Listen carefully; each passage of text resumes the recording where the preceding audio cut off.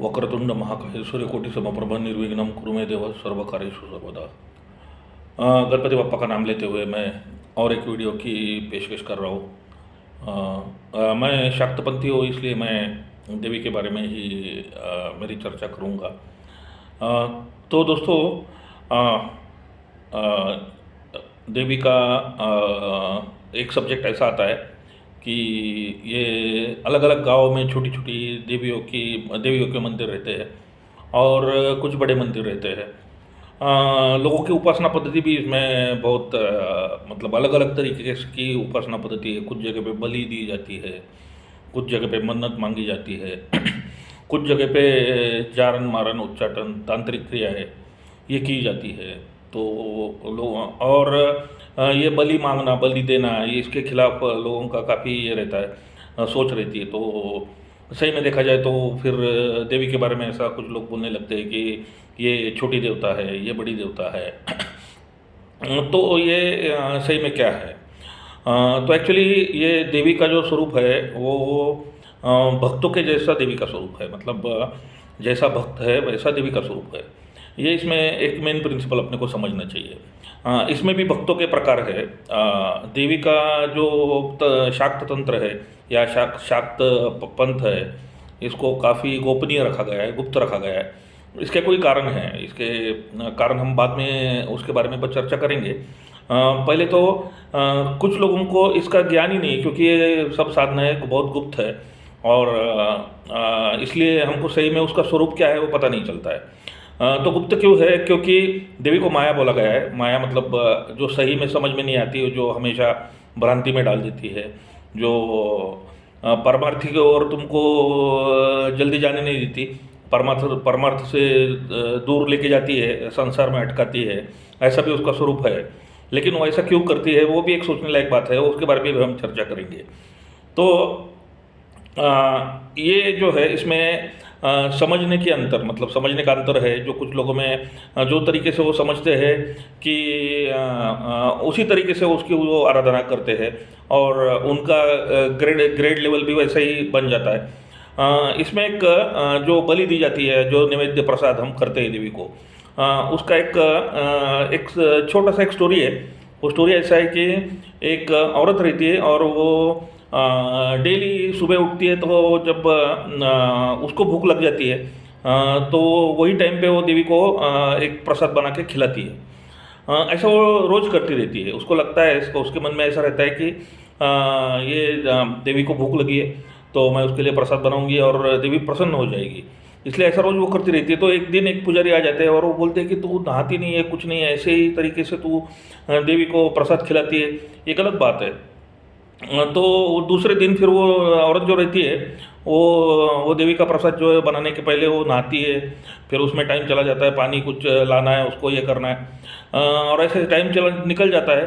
तो देवी उधर खुद प्रकट हो जाती है और उसको बोलती है कि मेरा प्रसाद किधर है, मेरा नैवेद्य किधर है, वो पूछती है देवी। तो कहने का मतलब ये है कि इसमें कुछ लोगों की सूचर बुद्धता की जो कल्पना है उसकी वजह से इसमें थोड़ा भेद आया है। लेकिन जो मन से देने वाला है, जो खुद की अंतरात्मा से देवी को कुछ अर्पण करना चाहता है, तो उस केस में वो भले बलि रहे या वो भले कोई छोटी चीज़ रहे, वो देवी को पहुंच जाती है। उसमें उसकी आत्मा की जो ये है सोच है या आत्मा का जो उद्देश्य है वो काफ़ी मायने रखता है। तो ये जो कहानी मैंने बताई उसमें भी मतलब ये सुचिर बुद्धता का थोड़ा भाग है। दूसरा भी और इसमें काफ़ी सोचने और समझने की बातें हैं। तो ये पहली बात हो गई। सुचिर बुद्धता की वजह से हम कुछ लोगों की जो उपासना है हम समझते हैं कि ये तुच्छ दर्जे की उपासना कर रहे हैं, छोटी दर्जे की उपासना कर रहे हैं, हम बड़े दर्जे की उपासना कर रहे हैं। तो ऐसा कुछ नहीं है। ऐसा अपनी सोच रहती है थोड़ी बहुत। जो अपने तरीके से देगा उसको उसका फल मिलता है। तो ये एक सोचने वाली बात है। दूसरा जो है तंत्र के बारे में, गुप्तता जो है उसके बारे में भी हम आगे बात करेंगे, क्यों गुप्त रखा गया है। हाँ, उसके बारे में एक कहानी है, बहुत अच्छी कहानी है। एक मैंने सुनी थी कहानी, जिसमें एक आदमी रहता है, वो एक बड़ा मांत्रिक रहता है और वो एक प्रेतात्मा लेके आता है और नदी के साइड में वो ऐसा बैठ के वो प्रेत के ऊपर बैठ के कुछ प्रयोग करता रहता है। और वो प्रयोग करता रहता है, लेकिन उसके प्रयोग में चलता रहता है तो वो एक मगरमच्छ आ जाता है और वो आदमी को भी खा जाता है। तब एक अपना पेड़ तोड़ने वाला आदमी रहता है, लकड़ी तोड़ने वाला, इकट्ठा करने वाला आदमी रहता है, वो उधर चुपके से देखता रहता है और वो देखता है तो ये प्रेत के ऊपर कुछ बोल रहा था। वो जो मंत्र था वो सिंपल मंत्र था, छोटा मंत्र था, तो उसने वो याद भी कर लिया। और जैसे वो मगरमच्छ निकल गया, ये प्रेत के ऊपर बैठ जाता है और वो मंत्र बोलने लगता है, तो तुरंत देवी प्रसन्न हो जाती है और उसको बोलती है तुमको क्या चाहिए। तो वो बोलता है कि ऐसा ऐसा। तो वो बोलता है कि देवी को पूछता है कि ऐसा क्यों हुआ, क्योंकि वो आदमी तो इतने दिनों से उपासना कर रहा है, मंत्र कर रहा है, इतना प्रेत उसने लाया, उसको तुमने फल नहीं दिया, मुझे क्यों फल दिया।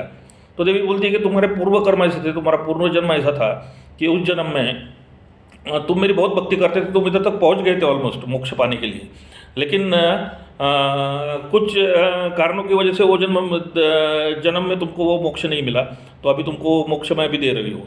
तो ये मोक्ष की बात है, तो उसको मोक्ष मिल जाता है। ऐसी एक स्टोरी है, मतलब इसमें समझने की बात है, इसमें समझ लेने की बात है, इससे क्या बताया गया है ये स्टोरी से।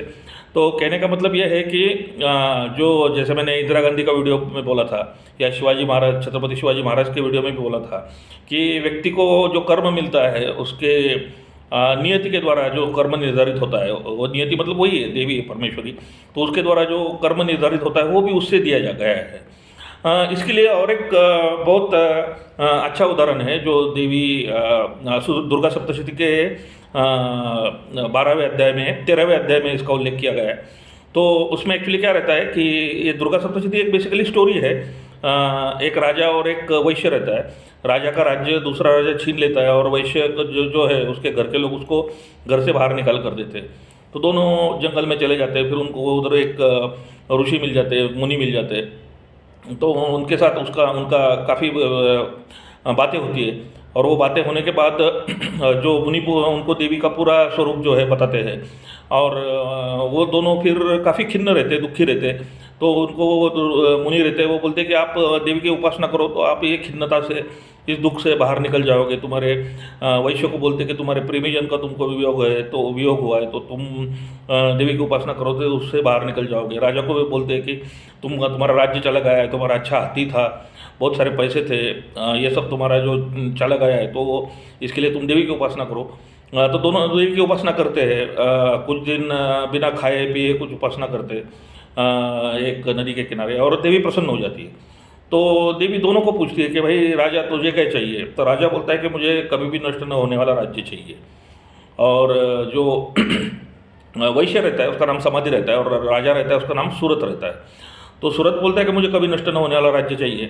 तो देवी बोलती है था तुम्हें मैं राज्य दे दूंगी, साथ में तुम्हारे अगले जन्म में भी तुम राजा होगे और तुम राज्य करोगे, अगले मनवंतर में भी तुम राजा होगे, ये वर उसको दे देती है। और दूसरी साइड में समाधि को पूछती है तुम्हें क्या चाहिए। तो समाधि बोलता है कि मुझे मोक्ष चाहिए, तो देवी उसको मोक्ष प्रदान करती है। तो ये इसमें अभी डिफरेंस दिखिए कि जो आदमी जो मांग रहा है वो उसको दे रही है, ये बात तो है, ये तो सिंपल बात है, जो हम मांग रहे हैं वही देंगी भगवान। लेकिन दूसरी एक बात इसमें बहुत समझने वाली ऐसी है कि देवी जो है ये पृथ्वी तल जो है, ये भूतल जो है, इसको भी अच्छा रखना चाहती है, और जो परमार्थ है, जो देवी का लोक है, परलोक है, उसको भी अच्छा रखना चाहती है। नहीं तो राजा को उसके कर्म करने के लिए फिर से जन्म देना और उसके कर्म करवाना, ये भी बहुत इंपॉर्टेंट चीज़ है इसमें देखने के लिए। तो देवी को ऐसा चाहिए कि जो सृष्टि उसने बनाई है वो भी ठीक ठाक से चले, इसलिए वो राजा सूरत को उसने वरदान दे दिया कि तू राजा बनोगे, तू उस काम के योग्य हो तुम, इसलिए तुम वो करोगे। तो इसमें ये जैसे मेरे भक्तों की जो प्रकार बताए, उसमें ये दो तरह के भक्त हैं, जो कि ये लोग में कर्म करके जो भक्ति करते हैं और वो कर्म उनका पूरा हो गया है, ऐसा मकाम पे आ गए। तो अभी राजा सूरत का भी कुछ कर्म बैलेंस रहेगा, इसलिए उसको और जन्म लेने पड़े। समाधि को सही में उसके कर्म सब पूरे हो गए थे, इसलिए उसको मोक्ष मिल गया। ऐसा भी इंसिडेंस होता है, लेकिन अपने को पता नहीं है कि भाई अपना पुराना जन्म कौन सा था, ये जन्म कौन सा है। लेकिन ये कहानी से ये बात पता चलती है, मतलब हम कौन से स्तर के भक्त हैं और हमारा कर्म क्या है, ये कर्म कौन निर्धारित करता है। तो राजा का कर्म क्या है, और राजा का कर्म करना है उसको तो क्यों करना है, हमारा ये जन्म में ये हमको कर्म क्यों करना पड़ा है, या मैं मेरी जगह पे हूँ तो मैं इससे भी और बड़ा हो सकता हूँ क्या, ये भी सोचने की एक बात है। तो ये तंत्र जो है गुप्त रखने का ये एक बड़ा कारण है कि आदमी की जैसी नीयत है वैसे ही उसको देवी देती है। जो आदमी खुले दिल का रहता है, जो जिसके मन की बहुत शुद्धता है, अच्छी शुद्धता है, और वो देवी की तरफ जाने के बाद ही मिल जाती है।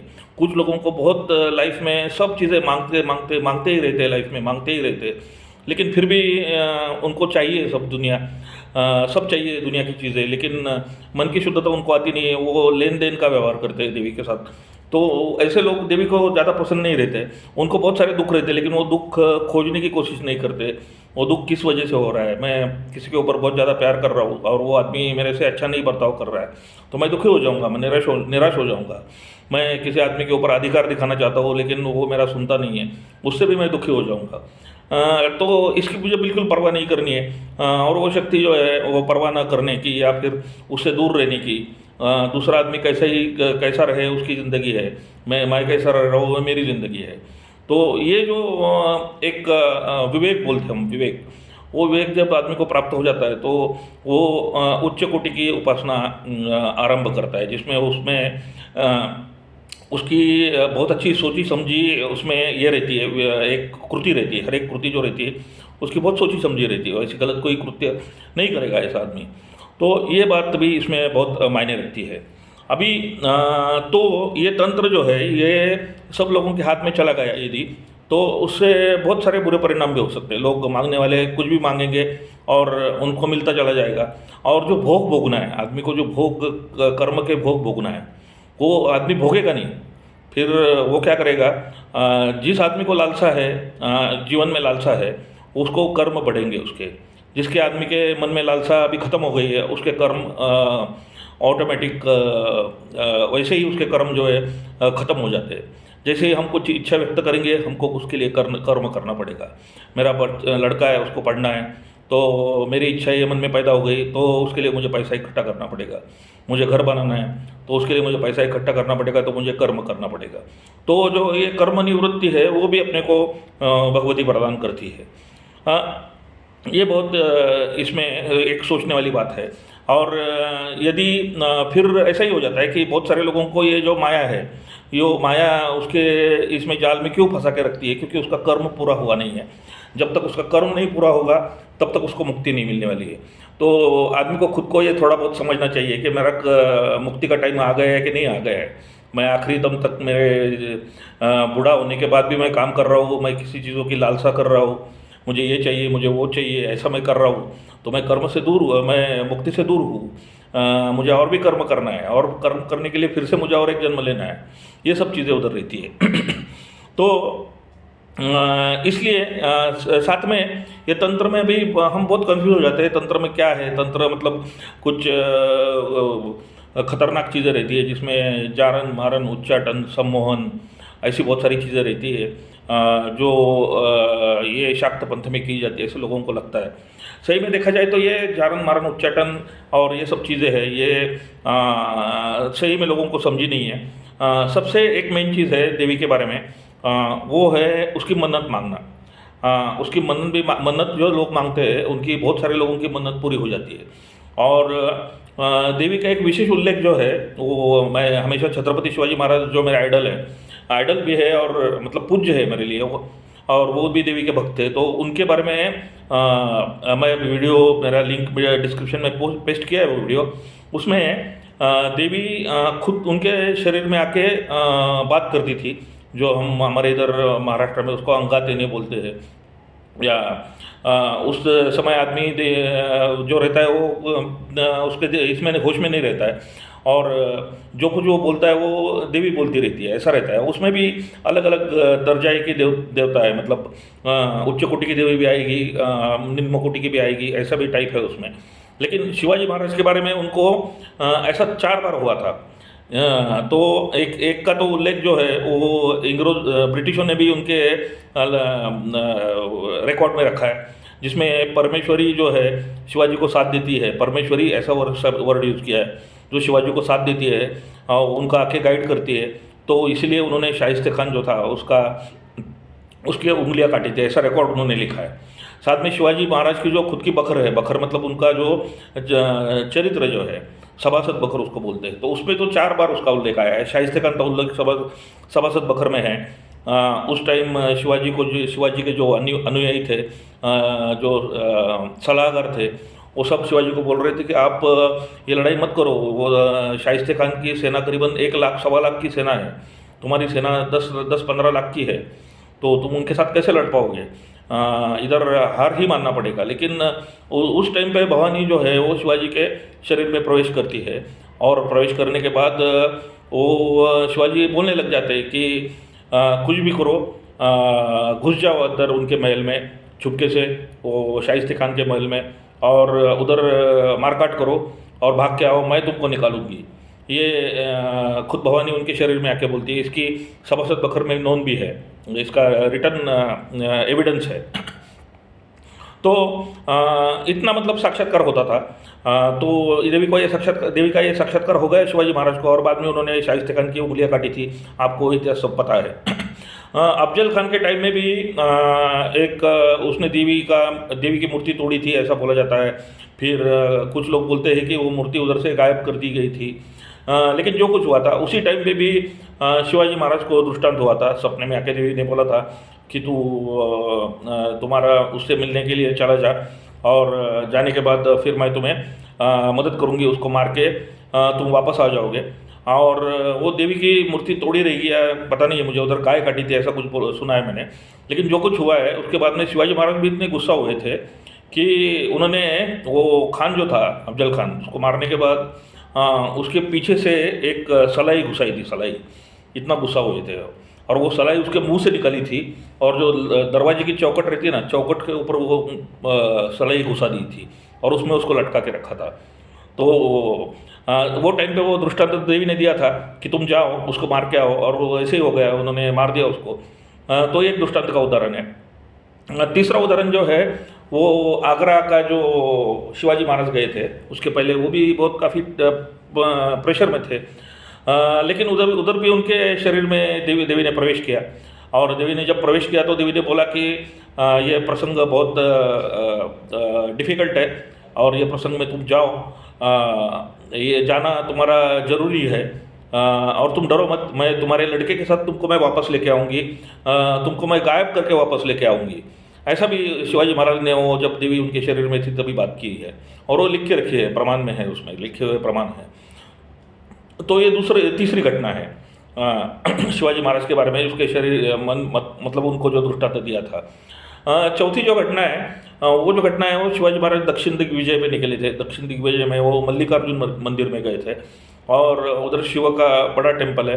तो वो देख के वो बहुत भाव विभोर हो गए थे, और वो उस जगह पे उन्होंने उनका खुद का सिर कमल जो है, सर जो है वो काट के, वो मल्लिकार्जुन मतलब देवी और शिव दोनों एक जगह पे है उधर, तो उधर वो काट के उधर देने वाले थे वो। तभी देवी प्रकट हो गई, और देवी बोली कि तुमसे करना नहीं है, तुम ये अभी मत करो, तुम्हारे लिए बहुत काम है, तो तुमको और कर्म करना है। ये देवी ने उनको साक्षात्कार किया था, और इसका भी पूरा लिखा हुआ प्रमाण जो है तो वो अपने पास अवेलेबल है। सभासद बरकर में इसका जिक्र किया गया है। अभी इस तरीके से अलग अलग टाइप की देवताएं, आदमी के जैसा भक्त है वैसी देवता उसके शरीर में प्रवेश करेगी, और जैसी फिर वो उस तरीके से वो कुछ बातें करेगी, सिग्नल देगी, कुछ लोगों को सलाह देगी, ऐसा भी होता है। तो ये शिवाजी के दृष्टांत है। शिवाजी के बारे में भी मन्नतों के बारे में भी काफ़ी जिक्र हुआ है। मन्नतों में क्या होता है, मन्नत में एक बहुत सारी चीज़ रहती है, तंत्र का एक भाग है। मन्नत मतलब एक तंत्र का भाग है। अपने को कोई भौतिक चीज़ चाहिए तो उसके लिए देवी को बोलना है कि भाई मैं ये चीज़ मैं तुमको दे दूँगा, जिसमें देवी के अलंकार होते हैं, देवी के कपड़े होते हैं, या फिर कुछ खाने की चीज़ें रहती है, या फिर खुद को तकलीफ़ देने जैसी भी चीज़ें होती है। पहले तो मन्नत की चीज़ इतनी खतरनाक रहती थी कि हमारे इधर जो 2 कुलदेवत है महाराष्ट्र के, उसमें देवी जो है उसके उधर देवी के लिए लड़की या लड़का छोड़ना पड़ता था। और जो खंडोबा है हमारे इधर, उसके लिए वाग्या करके छोड़ते थे, देवी के लिए मुरली करके वाग्या मुरली दोनों छोड़ते थे। लड़का हुआ तो वाग्या, लड़की हुई तो मुरली। तो इतने डिफिकल्ट रहते थे, इतने सिंपल नहीं रहते थे। पहला लड़का जो हो जाएगा वो देवी को छोड़ना है। अभी इसमें क्या है, ये मन्नत मांगने वाले लोग जो रहते हैं ना, इनको तो बहुत सिंपल है, मतलब ये तंत्र जो है ये सिंपल है, ये देने वाली है, लेकिन लोग सही टाइम का भी विचार नहीं करते। इसलिए जनरली बोला गया है कि कोई भी मन्नत आप मांगोगे तो 1 साल में उसको पूरी कर देनी है, उसको 1 साल के ज़्यादा नहीं रखना है। क्योंकि हम जो मांग रहे चीज़ वो नियति के हिसाब से अपने या भगवती के हिसाब से अपने पास वो टाइम पे आने वाली नहीं है या नहीं है वो पता नहीं है, लेकिन वो बाद में कभी तो भी आ सकती है अपने पास। तभी हम बोलेंगे हाँ देवी का नवस पूरा हो गया। और बहुत सारे लोग ऐसा बोलते हैं कि मैंने मन्नत बोली लेकिन हुई ही नहीं पूरी। अभी कुछ औरतों का, अभी आजकल तो अभी पता चल जाता है कि भाई पता भी, सॉरी ये सब्जेक्ट में बात नहीं करूँगा मैं, जो ये बोलते हैं कि लड़का है या लड़की है, तो कुछ लोग हैं वो 6ठे 7वें 8वें महीने में बोलेंगे मेरा लड़का है या लड़की है। तो लोगों को इतना ज्ञान भी होना चाहिए कि लड़का होना चाहिए या लड़की होनी चाहिए। देवी के सामने तुम बोल रहे हो, लेकिन कभी बोल रहे हो तुम 8वें महीने में बोल रहे हो, 7वें महीने में बोल रहे हो। पुराने ज़माने में वो सच हो सकता था, लेकिन अभी के ज़माने में आदमी को ज्ञान है, उसको नॉलेज है कि भाई 7वें 8वें महीने में तो पता चल जाता है कि लड़का है कि लड़की है, या उसका लिंग ऑलरेडी डिसाइड हुआ रहता है। तो वो टाइम पे तुम कैसे मांग सकते हो लड़का या लड़की चाहिए। तो ये भी चीज़ है। और उसमें भी बहुत सारे योग भी देखे जाते हैं, भोग भी देखे जाते हैं। आदमी को जो भुगतने हैं वो भुगतना पड़ता है, लेकिन फल जो मिलता है वो नवस का मन्नत का 100% मिल जाता है। ये मैंने कई बार देखा है। साथ में जिस सेक्ट से ये जिसकी कुल स्वामिनी ये है, देवी है, उनके लिए वो त्वरित फल दे दीजिए। जो हम बोलते हैं कि हमारी कुल स्वामिनी है, तो वो जाएंगे उधर तो उनको त्वरित फल देंगे। लेकिन जो लोग उनके सेक्ट के नहीं है, जैसे कि अभी वैदिक लोग जो है, जैसे कि अभी ब्राह्मण कम्युनिटी के बारे में ऐसा बोला जाता है, पेशवाओं के बारे में, तो सही में देखा जाए तो देवी की उपासना करते हैं, लेकिन जितना उनका कुल स्वामिनी करके घर में जो रखते हैं, जो हमारे इधर वो सिल्वर के जो ये रहते हैं, सिक्के रहते हैं देवी के, वो हमारे घर में हर एक घर में रहते, लेकिन वो ब्राह्मण कुटुंब फैमिली में नहीं रहते। तो उनकी कुल स्वामिनी वो नहीं है। तो जिनके घर में वो सिक्के रहते हैं उनकी कुल स्वामिनी हो रहती है। तो बहुत सारे लोगों के पास अभी आ गए वो सिक्के, लेकिन पेशवाओं के बारे में हिस्ट्री में ऐसा उल्लेख है कि उन्होंने जब पानीपत युद्ध पे जा रहे थे तो उन्होंने देवी की मन्नत की थी कि ये युद्ध में हम जीत जाए तो हम नगारा इधर अर्पण करेंगे। नगारा मतलब वो बजाने का जो ये रहता है, उन्होंने वो नगारा 1 साल में अर्पण भी कर दिया। ये भी बात मतलब सोचने वाली है। लेकिन फिर भी उनका उधर थोड़ा मतलब बॉर्डरली उनका ये हो गया था, बॉर्डरली डिफीट हो गई थी, हार गए थे। बाद में जिनके साथ उनका लड़ाई हुआ था वो भी बहुत अच्छी तरह से जा नहीं पाया। अब्दाली जो था वो भी उसको रास्ते में ही मार दिया। लेकिन ऐसा होता है कि जिस कुल की वो स्वामिनी है उसको ही वो फल देने वाली है। दूसरा कोई उसमें अंदर आने की कोशिश करेगा तो उसके बहुत सारे तत्व उसको सालों से समझने चाहिए। अभी मैं ये देवी का मेरे कृत्यों का या फिर मेरे नसीब का मैं जो ब्यौरा ले रहा हूँ, क्योंकि मेरे पूर्वजों ने भी बहुत अच्छे कृत्य किए रहेंगे देवी के बारे में, देवी के लिए, इसलिए मुझे आज ये सब बुद्धि हो रही है। तो मेरे पूर्वजों का भी इधर कृत्य जो रहता है, क्योंकि वो कुल है, मेरा कुल है, मेरे कुल में जो कुछ हुआ है वो देवी के बारे में जो अच्छा किया है उसका फल मुझे मिलने वाला है। तो उनके पूर्वजों ने तो इतना किया नहीं था, क्योंकि उनके देवता जो थे वो उन्होंने कुछ तरीके से शिव विष्णु ये सब उपासनाएं चालू की थी। उसमें गलत तो कुछ नहीं है, वो जो चाहे वो कर सकते हैं, लेकिन उसमें एक तरीके से ये देवता को मेरी मतलब जो देवी है उनको शूद्र देवता बोलना, फिर वो उनको नैवेद्य करना है, उनको बलि क्यों देना है, ये सब सोच विचार ऐसे आ गए इसमें। और भी कुछ लोग हैं ऐसे जिसके बारे में ये बलि के बारे में बोलते हैं। तो ये मतलब हर एक का अलग अलग तरीका है। सही में देखा जाए तो ये स्वरूप जो है माया का स्वरूप है।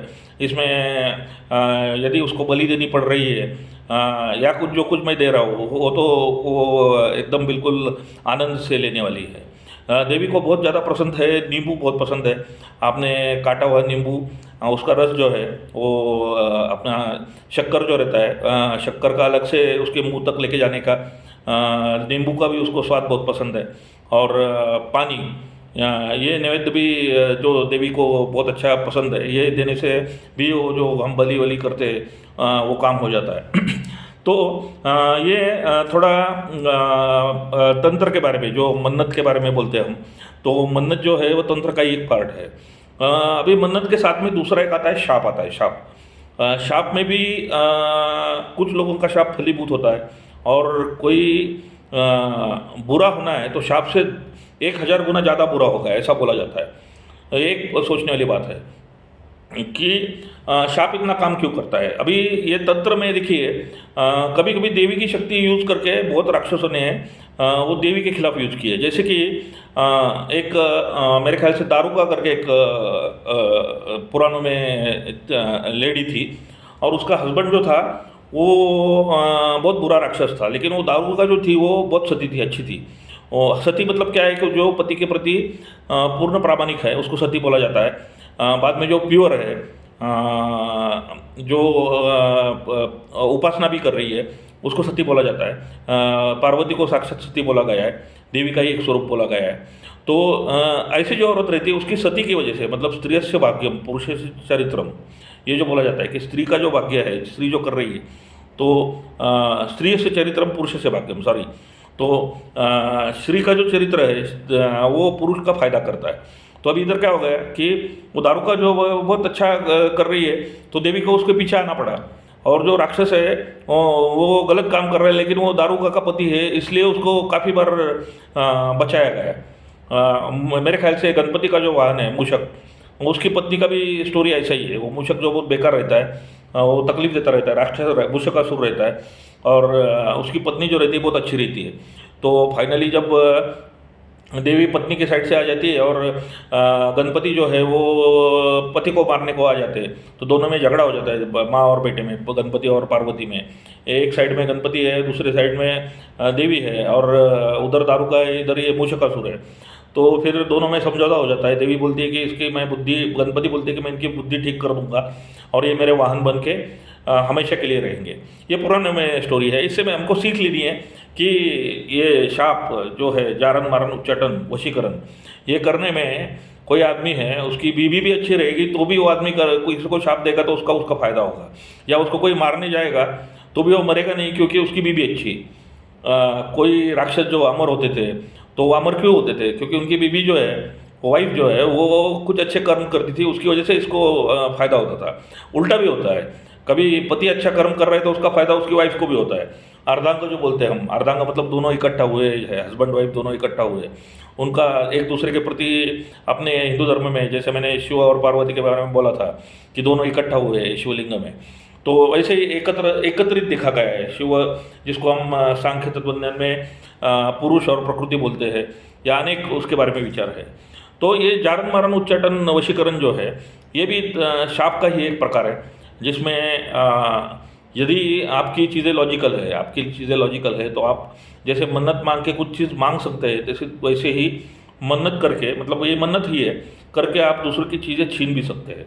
उसमें कुछ छोटी देवता का, कुछ हाई लेवल की देवताओं का यूज़ किया जाता है, लेकिन वो भक्तों के ऊपर है। मतलब अभी कोई भक्त है और उच्च लेवल की देवता की पूजा कर रहा है, तो उसके ऊपर ये जारन मारन वशीकरण उच्चाटन, इसका कोई परिणाम नहीं होगा। और वो आदमी जैसे वो सोचता रहेगा कि मेरे ऊपर किसी ने ऐसा जादू किया है, कुछ किया है, जो डरा हुआ है, डर की माया में जो जी रहा है, माया भी वही है, मतलब जो डराती है, तो वो डर में जो लिप्त रहेगा, उसको फिर वो डर ही खा जाएगा, और वो वशीकरण का उसके ऊपर काफ़ी इफेक्ट हो जाएगा। जनरली बहुत सारी चीज़ों में छोटे छोटे ऐसे जो आत्माएं रहती है, वो आदमी को पकड़ लेती है। तो उसके लिए क्या है, बुधवार जो है या शनिवार जो है, उस टाइम पे शाम को कोई तीखट थोड़ा नमक और एक रोटी बना के, या एक मिर्च जो लाल मिर्च है उसको थोड़ा तेल में डाल के ये करके फ्राई करके उसको, उसके आदमी को उससे उसकी दृष्ट निकालने बोलते हैं। तो दृष्ट निकाली तो वो भी आदमी से बहुत सारे प्रॉब्लम कम हो जाते हैं।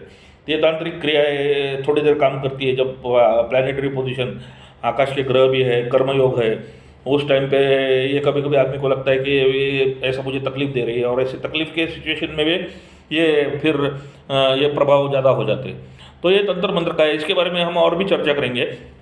ये मन्नत है, और दूसरा जो शाप का जो प्रभाव रहता है, या फिर जारन मारन वशीकरण उच्चाटन, ये जो कुछ कैसे काम करता है, तो उसके बारे में भी हम डिस्कस करेंगे अगले वीडियो में। धन्यवाद।